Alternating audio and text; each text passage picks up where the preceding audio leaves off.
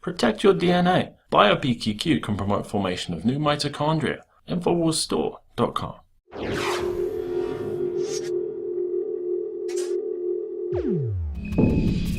It was just yesterday that Joe Biggs and myself returned from Ferguson, Missouri. Now, we had initially gone out there to document how the city had changed over the past year. The attitudes of people changing, the physical landscape of the situation changing as well. And we get out there, and Joe Biggs had been in contact with some Oath Keepers, people we've had on our show before, or a group we've had on our show before.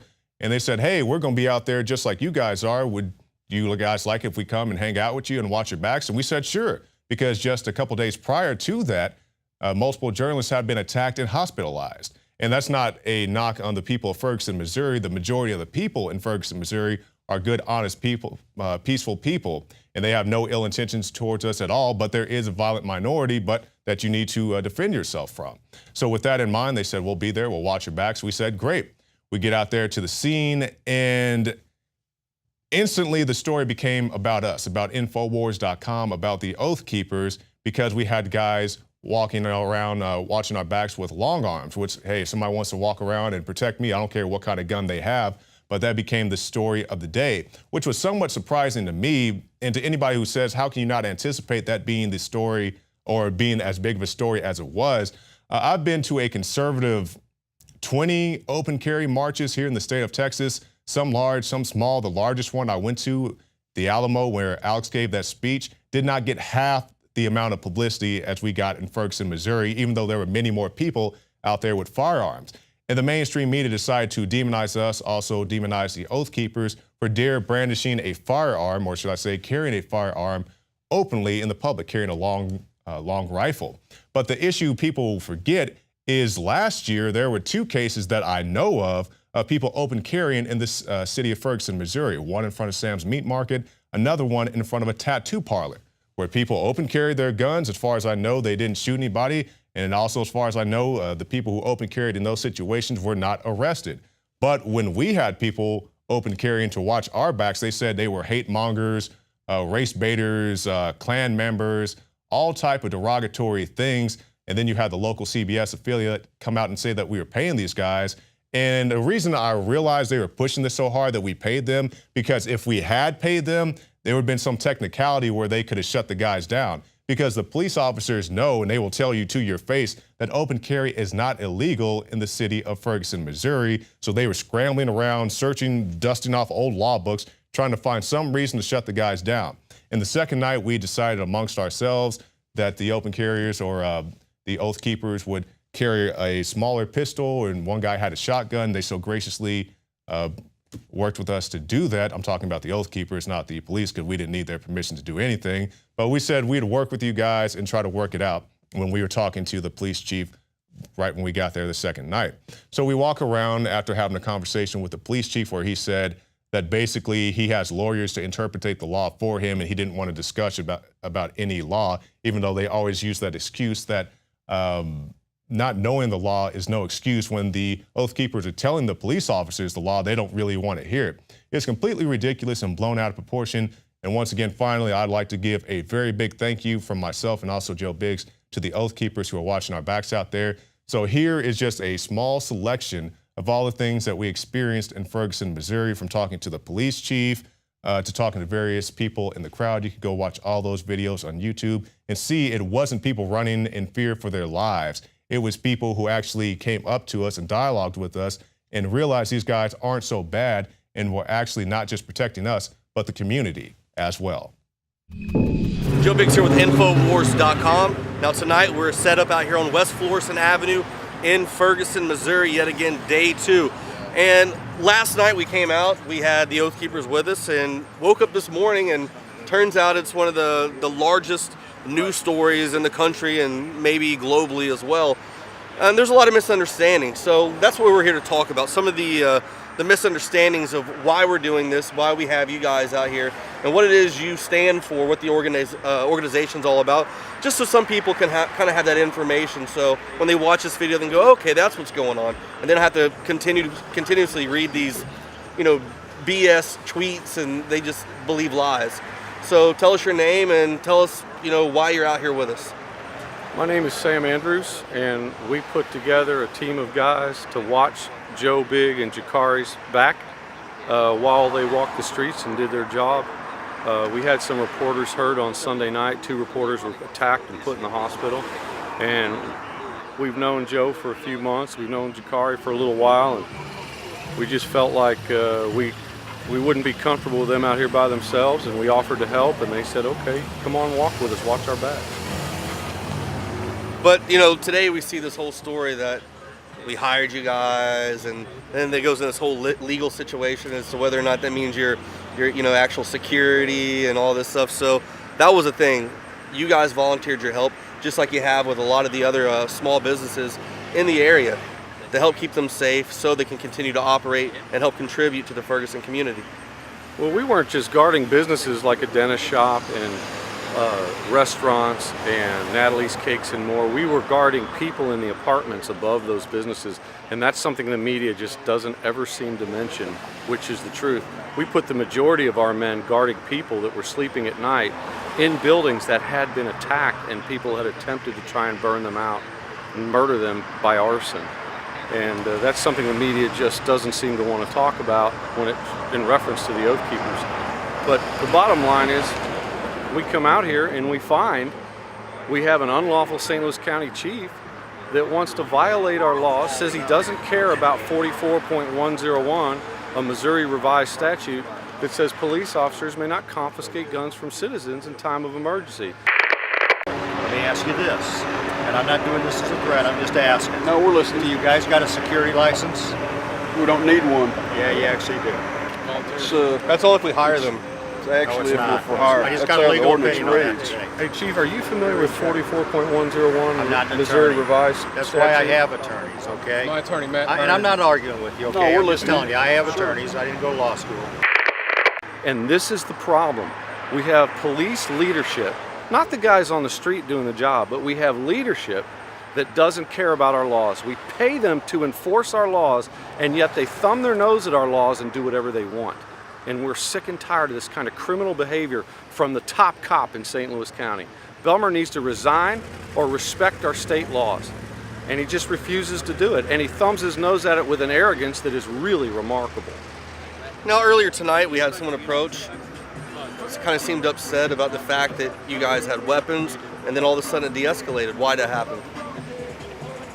Well, we talked to him and we said, you know, we care about you. And we hope that someday you'll carry a weapon to defend yourself, because your life matters. It's just as valuable as ours. And, you know, our dream, our wish is for everybody to be able to defend themselves. If the police had done their job and defended the people of Ferguson, we wouldn't be here. But we are here because they didn't do their job, and we had to do some of it for them as much as we could.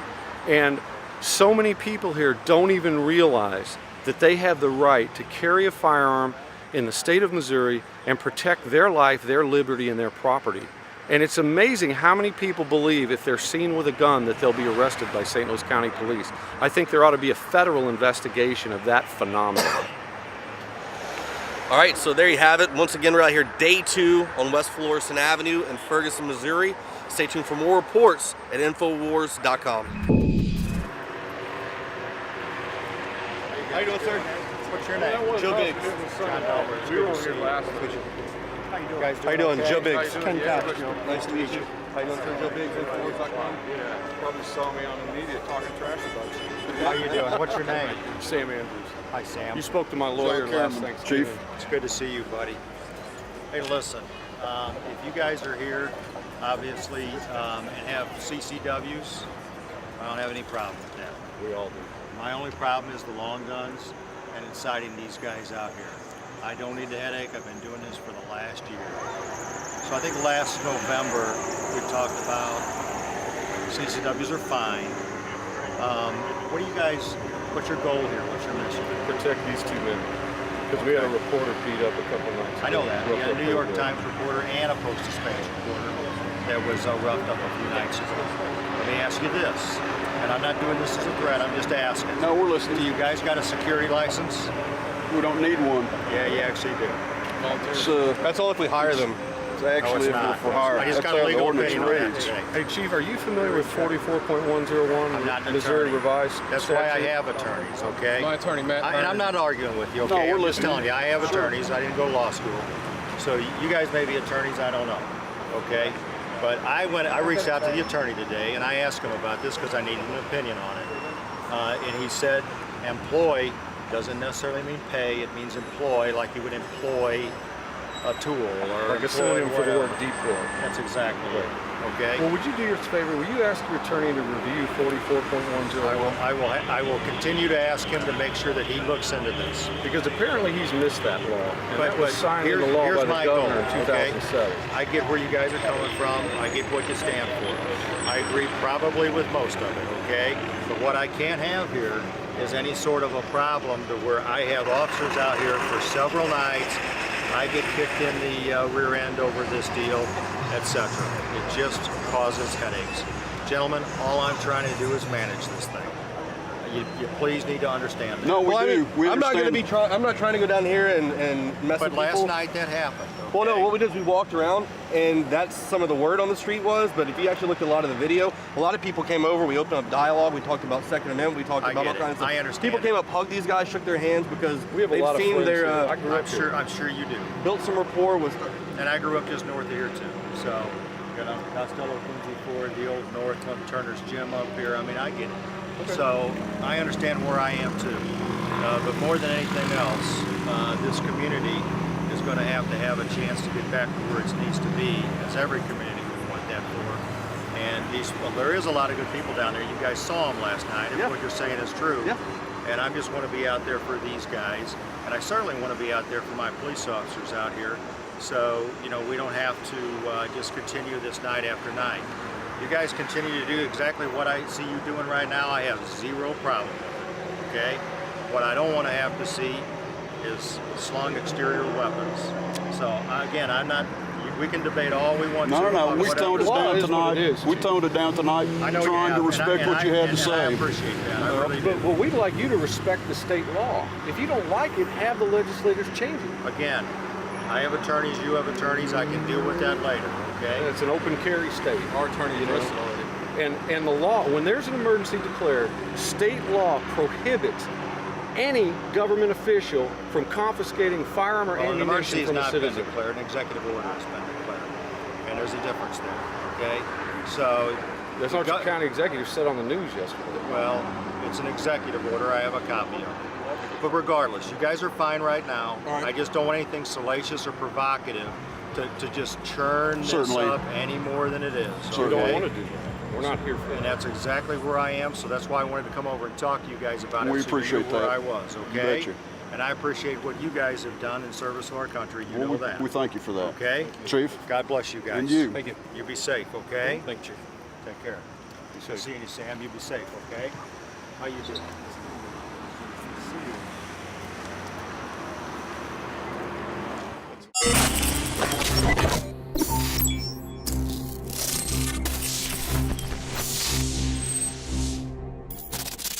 Another major health threat, this one in Toledo, Ohio, where everybody in the entire city has been told not to drink the water. Ohio's governor declaring a state of emergency. Did you know that the average person uses about 80 to 100 gallons of water at home every single day? If there's a water emergency, will you be prepared? Panicked residents forming long lines throughout the day. We're here at a supermarket in Toledo. You can see the shelves empty where water once was. To stay safe and healthy during a crisis, you must have access to safe, clean water. Water which will not be available at your local grocery store. There's a mad dash on right now to stock up on supplies. The ProPure Pro 1 G2.0 water filtration system is a must-have for every modern, independently minded household. Protect your family's safety during an emergency. Go to InfoWarsStore.com today to purchase your ProPure Pro 1 G2.0 water filtration system or call 1-888-253-3139.